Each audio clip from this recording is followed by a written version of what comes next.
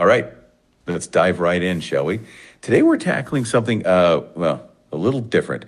We're going deep on untranslatable British sayings. Oh, those are good fun. They are, aren't they? And, there are those phrases that leave anyone who isn't British kind of scratching their heads. Right. We've got some great excerpts from an article all about these sayings, these like linguistic gems. Yeah. And I'm hoping that we can sort of decode them together and maybe learn a little. Oh, hey, I think our listeners got something to say. Yeah, hi, it's David. Yes, I choose this topic because I think it is very, very interesting and very funny to try to translate some of the British sayings, okay? So there is no experts at all. There is only you and me here talking about different phrases and different sayings, which I've got a list here with me. And I like to discuss with you. What do you think about? And well, let's what we can do about that. Well, I'm delighted to hear your enthusiasm. Absolutely. We're thrilled you brought your own list. It sounds like a good opportunity to explore this together. Yeah, let's jump right in with your list, shall we? Okay, that's first on your list. Let's hear it. Why get that? Oh, yeah. Yeah, to start with an easy one is the saying, it's not my cup of tea. Then, if it's not your cup of tea, who's the cup of tea? Who's the person? Okay, that's a great one to start with. Yes, very insightful question. So, not my cup of tea means as it's not to your taste. Right. But there isn't a specific person who is the cup of tea. It's not literal. No. It's about preferences. Yes, exactly. What do you think, listener? Shall we dive into our lists then? Sounds good. Oh, go for it. Yeah, that was easy. That was an easy one. But what about Bob's your uncle? I mean, where is Bob? I mean, I hear Bob every now and then, and I'm always thinking, where is Bob? Is Bob's your uncle? I mean, he's so famous, but he hasn't got even a YouTube channel. So please introduce Bob to me. I want to know him, but I never knowing him. That's a brilliant question. Yeah, you're really getting to the heart of it. There isn't literally an Uncle Bob. No famous Bob with a YouTube channel. Although that would be fun. Right.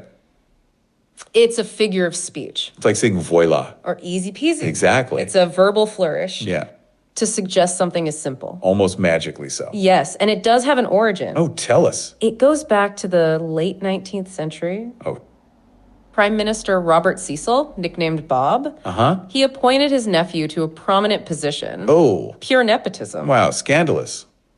So Bob's your uncle means things are easy when connected. That's fantastic. It's unexpected, it's nonsensical, and it's a bit of humor. So next time you hear it, imagine a slightly corrupt politician. Yes, exactly. Now, how about I'll be a monkey's uncle? Ah, another good one. Sounds like I'm discovering primate ancestry. It has a certain ring, doesn't it? It does, but oh yeah, let's hear it. Yeah, and what about this one? I haven't seen you in donkey years. Why donkeys? They are so cute, but what's the problem with donkeys here? Okay, so you're asking about donkey's ears. Right, and the surprising cuteness of donkeys. I can certainly see where you're coming from. Donkey's years just means a very long time. It's British slang. It's like saying ages or forever. The funny thing is donkeys don't live for an unusually long time. It's a bit of a nonsensical phrase. The phrase is about the sound. It is. It's a funny sound. Years and years sound similar. Oh, you cut out there for... Yep, go on. Yeah, now we can go for fruit. I mean, it's all gone pear-shaped. I mean, why pear? Could I say it's all gone apple-shaped? You couldn't say that, could you? But why pear? Just tell me.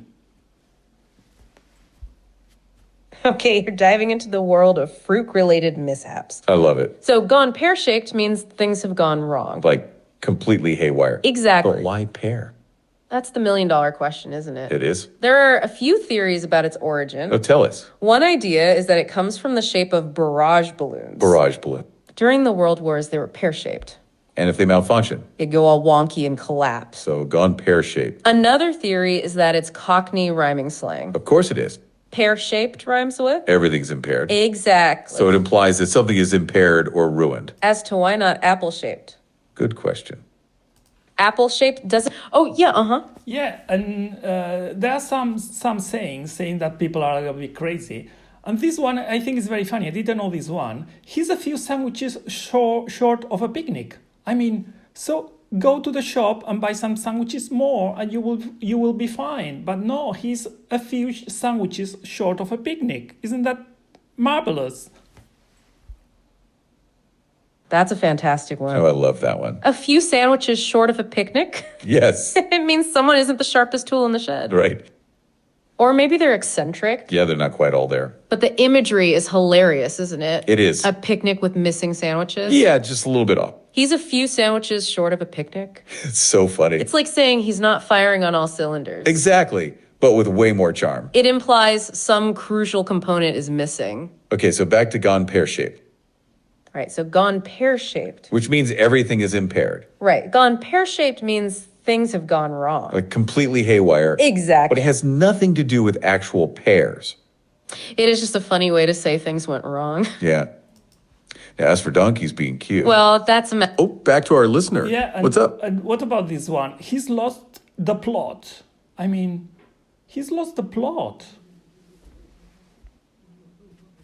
Okay, you're on a roll with these. Lost Kaplut. Yeah, that's a classic. It's all about someone's mental state. Yeah, not a good one. It means they've lost their marbles, so to speak. Or lost their way, their train of thought. Right, they're confused, disoriented. Maybe even a little bit crazy. A bit like our sandwich-deprived pickers. Exactly. It's not a literal plot, is it? No, it's not like they misplaced a story. Although that's a funny image, too. It's that they've lost their grip on reality. Yes, as we were saying earlier. That there were no donkeys harmed. Right, and no actual tears need apply. Now, where Oh, go for it. Yeah. And what about this one to keep calm? Keep your hair on. I mean, what's the relationship between your hair and to be calm down, to be calm? I mean, keep your hair on. Of course, I always keep my hair on. That's a great question. A very hairy question, in fact. Keep your hair on means to stay calm. Don't get agitated or angry. It's like saying keep your shirt on. Yes, but much more vivid. It implies a sense of panic. Like someone might literally pull their hair out. Right, and of course you want to avoid that. It's pure, unadulterated British understatement. Now, I think it was your turn to pick one. Ah, yes, I'll be a monkey's uncle. Sounds like primate ancestry, doesn't it? It does have a certain ring. Hey, yeah, what's up? Yeah, and what about this one? This one is very funny. He's got a chip on his shoulder. I mean, can you imagine someone with a chip on his shoulder? That's so funny. It's just unbelievable.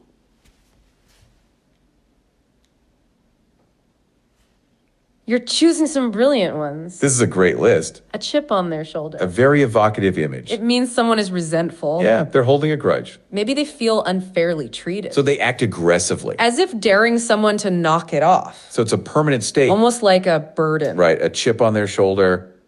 It doesn't have anything to do with wood, does it? No, they're not actual chips. They're emotional baggage. Okay, so back to I'll be a monkey's uncle. Like if I won the lottery. A likely story. Right. You might say, well, I'll be a monkey's uncle. Precisely. It captures that sense of surprise. Exactly. And of course, the sentence is colorful. Yeah, so it have nothing to do with animals. More about the absurd image it conjures. Exact. Oh yeah. Go Yeah, on. And what about this one? This one I think is very funny as well. Don't get shirty to me. I mean, don't get shirty. What's gonna be next? Don't be trousie. Don't be socky. Don't get shirty is a very good one. Right. You're asking about don't get shirty It means don't get angry. or don't get upset. It's another way to say keep your hair on. Yeah. So don't get shirty. It's related to a chip on your shoulder. Like simmering anger. So why shirty? Good question. It comes from the idea of a rope. Yeah, uh-huh. And what about the pennies dropped? I mean, if the pennies dropped, just pick it up. I mean, don't lose Okay. your time. You're asking about the penny dropped. Right, as in, when did the penny drop? It means did you finally understand? Did the realization dawn on you? Like a coin dropping into a slot machine. And ding, ding, ding, you win. Oh, you're jumping ahead to the penny drop. Yes, I was just about to get to that. You have a great sense of comedic timing. It seems you're anticipating our next topic. Always one step ahead. All right, the penny. Ah. Yeah, but this Yeah, one, uh-huh. I think this one is even better than all the rest. I mean, it's the bee's knees. I mean, it's the bee's knees. Have you ever seen a bee's knee? Have you? I mean, it is impossible to see a bee's knee. I mean, so incredible. I love that one. You saved the best for last. The bee's knees. Yeah, that's fantastic. Utterly ridiculous, isn't it? I mean, what are the bee's knees? It's impossible to picture them. It is. That's what makes it so charming. Exactly. It means something is excellent, The best of the best. top notch. So why bees? Ah, now that's the mystery. I can take a stab. Please do. Maybe it's just a sound. What do you mean? Knees and bees sound similar. You think it's just a rhyme? Maybe. Another theory is that it's related Related how? to other animal part slang. Like what? Cat's pajamas or the dog's bollocks. Oh, I see. Nonsense words implying excellence. Oh yeah, let's hear it. Yeah, that one, the dog's bollocks. I've got it in my list as well, and I think this is just so ridiculous. Why dog's bollocks? I mean, why not cat's bollocks or horse bollocks? Why dogs? Poor dogs. So unbelievable. You know, that's a great question. Yeah, why is a dog bollocks? Well, it's definitely not about believability. No, I don't think anyone pictures that literally. It just happened to stick. It does conjure a very particular image. A bit vulgar, a bit absurd. Right. It adds to the humor. That's true. There's no real logic, No, it's arbitrary. as with the bee's knees. Exactly. What? You can see a bee's knees. Oh, yeah. If you look closely enough. But the saying isn't literal, is it? No, it's all about the expression. The feeling. Back to your previous question. Which was, oh yeah. Yeah, and what about pull your socks up? I mean, every day I pull my socks up, so there's no way I could. I do it every day, you know. Well, it sounds like you're already on top of things. Literally. But pull your socks up means to improve, Yeah, to try harder. to make an effort. So it's about motivation. Exactly. Like you're not living up to potential. Or things are getting lax. So you need a bit of a kick. The image is about tidiness. Right, getting yourself together. Pulling up those socks. Ready to face the world? But let's get back to it. All right. When did the penny drop? Oh, right. I jumped the gun earlier. You were eager, and I appreciate it. It means something has become clear. Someone finally understands something. Like a light bulb moment. You know, when things suddenly click. So why pennies? It's rooted in old coin-operated machines. Like vending machines or arcade games? You put a penny in and something happens. The penny drops and activates the machine. It needed the right coin to function. Oh, go for it. Okay, we just recap and do a quick look to all these sentences and all these sayings, which are very course. interesting. Recap is a great idea. To make sure we're all on the same page. Absolutely. So where should it start? Let's hear it. Before you start, can you tell me which one of these sayings you say normally? Which one do you like the most? Oh, that's a fun question. Yeah, that's a really fun question. I think I use the penny dropped the most. Oh, really? It just perfectly captures that moment. I am partial to Bob's your uncle. It is very versatile. Yeah, it's a nice little ta-da. Okay, you'd like us to recap? Yeah, absolutely. Let's revisit some favorites. Great idea. Let's quickly go over them. Bob's your uncle. Nepotism made simple, easy as that. Donkey years. A very long, long time. Gone pear-shaped. When everything falls apart. A few sandwiches short. Missing some marbles. Lost the plot. Out of touch with reality. Keep your hair on. Don't get too excited. A chip on your shoulder. Holding on to resentment. Don't get shirty. Control that temper. The bee's knees. The ultimate compliment And of course, the dog's bollocks. for that vulgar excellence. Which I should add, we don't usually say. No, definitely not. Did we cover Monkey's uncle? Oh, yes, for extreme surprise, And there was cup of tea. which means personal preference. And tell your socks up. A little motivation required. Then the penny dropped. Bingo, you win. It is like a coin dropping into a slot. Although fewer and fewer use pennies. That's true. Like, you're not living up to potential. Right, or things are getting lax. So you need a bit of a kick. Yeah, and it needed the right coin to work. Now you're jumping ahead again. Sorry, I am enthusiastic. We do appreciate it. Shall we redo it? I have something. So the penny dropped equals understanding. A sudden understanding. Like a light bulb moment. when things suddenly clicked. Yeah, and it needed the right coin to work. Right, only then would the penny drop. This highlights that light bulb moment. And also that it is an outdated image. But you still hear the phrase a lot. Yeah, as with the monkey's uncle. Right, you're not finding primate ancestry. Exactly, it's not literal. It's about the overall meaning. Now, here's another classic. Oh. Taking the mickey. Oh, yes, to take the mickey. But what does it mean? It means to tease or make fun of. To playfully mock someone? Like a gentle ribbing. But where does it come from? Some believe it's Cockney rhyming slang. Oh, here we go again. Nikki Gliss rhymes with... Taking the piss. Exactly. Oh, I did not know that. Another theory is it references a comedian. But it's not that popular. Really? Michael Mickey Mouth, apparently. Huh, never heard that one. Okay, let's change gears then. All right, what's next? How about cheesed off? Cheesed off. It means annoyed or fed up. Right, you're not happy. You're feeling quite disgruntled. But what's cheese got to do with it? That's a very good question. Maybe it's the sourness. Like spoiled milk. Or the strong smell. Overpowering your senses.